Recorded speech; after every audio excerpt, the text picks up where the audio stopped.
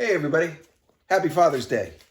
Welcome to a whole new series. We're going to call it Rookie Reviews. I'm what they call the weekend warrior when it comes to car detailing, doing all the other stuffs, home improvement. I spend a lot of time watching other people doing YouTube videos and researching and learning about how they do things. But then when I go to do it, I just go out and I give it a shot and see what happens. So this weekend, I had the opportunity and I had a good 8 hours to kill because my wife and my daughter, they went off to DC and left me all alone.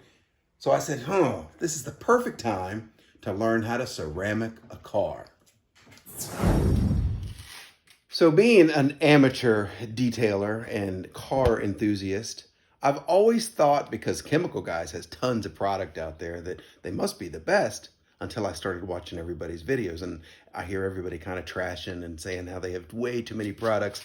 If you look in the background, you'll see I have a plethora of different products, including the Butter Wet Wax and some V4 Glow and some Insta-Shine and some other things. But because my car has not been detailed in such a long time, it had zero protection on it. So after reading and watching the different videos out there, I decided ceramic has to be the right thing for me. I might as well give it a go, see what do I have to lose. All I could do is not do something for the next year or two. It goes away and I'll put something else on there. So now it's time to decide, what do I choose for my product? So of course I made the decision to do the ceramic coating on a Thursday, which gave me no time to order exactly what I wanted and have it get here, so that for the time that I had allocated on Saturday to take care of this, that I would get the right stuff. And lo and behold, I watched Pan the Organizer's great video collaboration where they go through Ethos, Chemical Guys, and an Adams graphene. I think it's graphene or it's ceramic or it's something. And they compared all three of them together. And while I liked the Adams, and that's what I planned on going with, the Adams graphene, it wasn't going to get here until like next Tuesday. There's a detail garage right down the street. And since I have all this Chemical Guys crap anyway, I figured, why not? I'm just going to drive over there, get some of the Carbon Force, and I'm just going to go for it. It was the more expensive one, but when I got there and made the purchase, 15% off for Father's Day. You can't beat that. So I figured, why not? Brought it home, opened up the box, watched a couple of the Chemical Guys videos, and decided, here we go. Based on what I learned from everybody else, I did all the great things. I washed it. I went and I clayed it. I sprayed this stuff all over it. I took the time it took to put some VSS swirl remover. I know there's a lot of products out there. I used the handy dandy Toro dual action orbiter thingy. It was a process, let me tell you. And then I opened up my box of Carbon Force. You'll see it comes with a nice little bottle, 3 applicator sponges. I don't know why there's 3. I guess they say you can do 3 cars, but I only did 1 car. I only used 1 sponge, and I don't know if you can zoom in, but I used almost everything on my first try. Is that a good thing or is that a bad thing? Time will tell. So first of all, out of the box, my biggest concern has been with this little applicator. You can see from its misshapen, it's a day later. It was very difficult to put on the sponge and roll into the car without it losing its shape. And it made me worry about how I was doing it.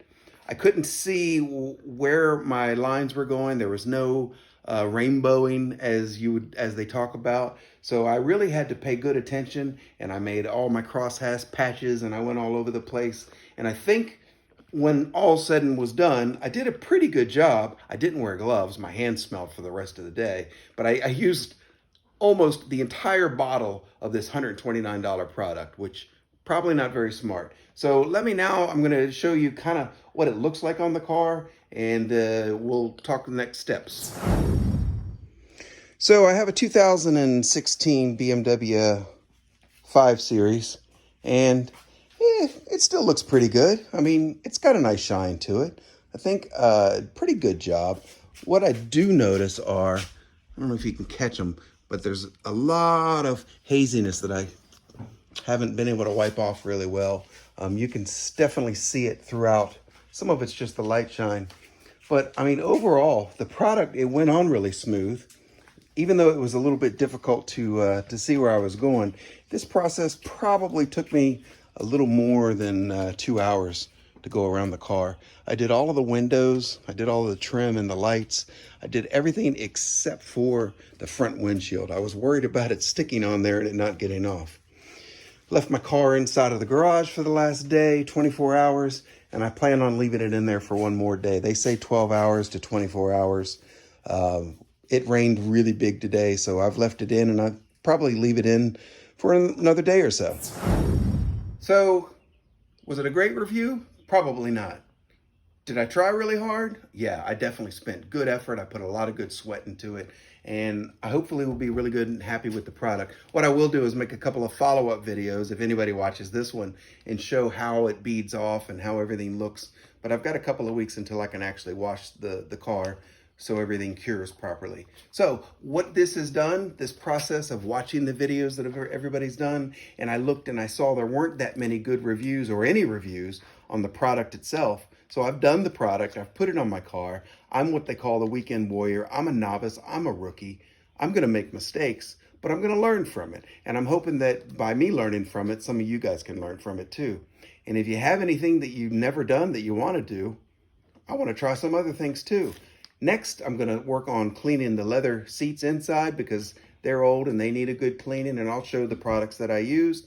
And then I've got a hole in my leather couch inside that I'm gonna work on. So leave some comments down below if you think this is a worthwhile video. If not, just move right along. If you really like it, click subscribe and I'll make some more videos. Thanks, and we'll see you next time.